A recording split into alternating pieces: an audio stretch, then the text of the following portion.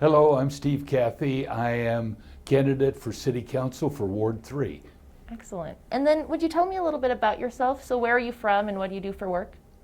I grew up in eastern Kansas, went to the University of Kansas, spent 4 years in the military from 69 to 73, went back to school, got my engineering degree, went to work for Conoco, lived in 6 or 7 different places. They moved about every 3 years. We came here in 1991, and when they left and wanted us to move to Houston, we decided to stay here, and I started a consulting business, TCF Services, and wound up then since 94 through today. I took a partner in 2005. We grew the business, and then the 1st of May, we merged with Goolsby Finley and Associates, the geology side of the business. We were in the production, so to speak, drilling and completion side of the business, and we have formed Encompass Energy Consulting. Yes. So we continue to grow, and our goal is to be the company in Wyoming for both geology and operations. And why would you like to be on the Casper City Council? Basically, this all started back in 2012 when council was looking at the smoking ban. And I did not agree with their wanting to control private business. And I felt that was wrong to force businesses to change their business plans. If they wanted to allow smoking, then that was fine. But if the public didn't like it, don't go there.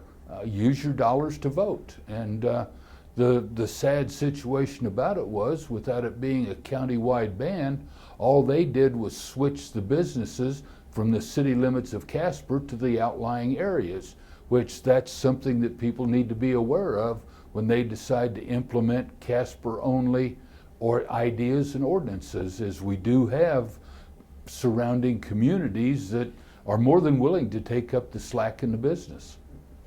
And so that was what started it all.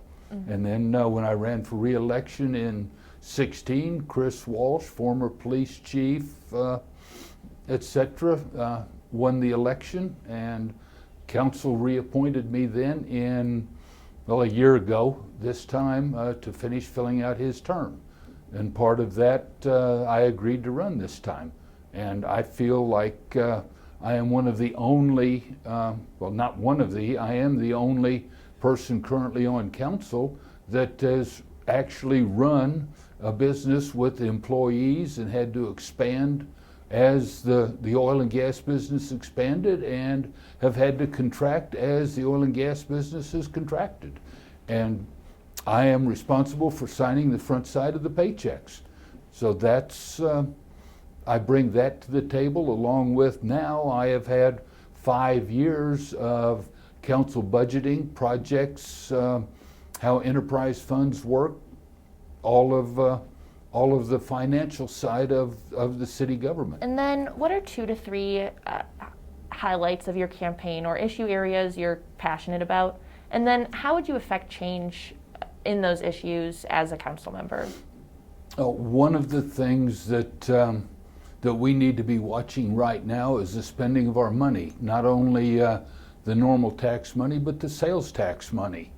We have deferred $2.9 million of what we would have used for 1 cent funding on streets, sewers, and water lines. And by the same token, we are continuing to spend money on the trail system. That's where the article in the Star-Tribune misrepresented me, is I like trails, I use trails, but by the same token, now is not the time to be spending between $500,000 and $1.2 million on expanding trail systems.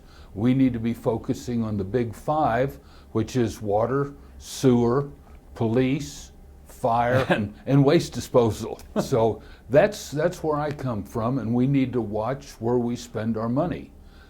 Personally, I feel like we need to cut back on some of the support of our 503c organizations. They need to be self-sustaining, and I don't feel it's necessarily right for the government to be taking my money and turning around and distributing it how they see fit. I am not a big fan of Planned Parenthood, which is one of the big things the federal government spends our money on. I am pro-life, pro-guns, so those things are counter to what my beliefs are. And that's where I find it difficult for some of the organizations that if we want to give money to those organizations, then we should be doing it, not the government. And they need to figure out how to do better fundraising. Oh, one other thing along those lines is that previous council, back when, and I don't remember exactly when it was, but it was in the 2.5 years that I was not on council, the council removed their ethics portion of their city code, so to speak. And I feel that needs to be reinstated.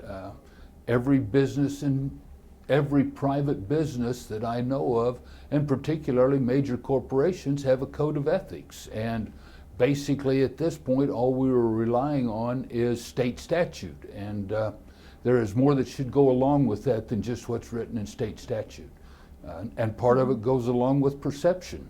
And people need to think about what appearances their actions have as they go forward, because that reflects not only on the city, but potentially the county and the state.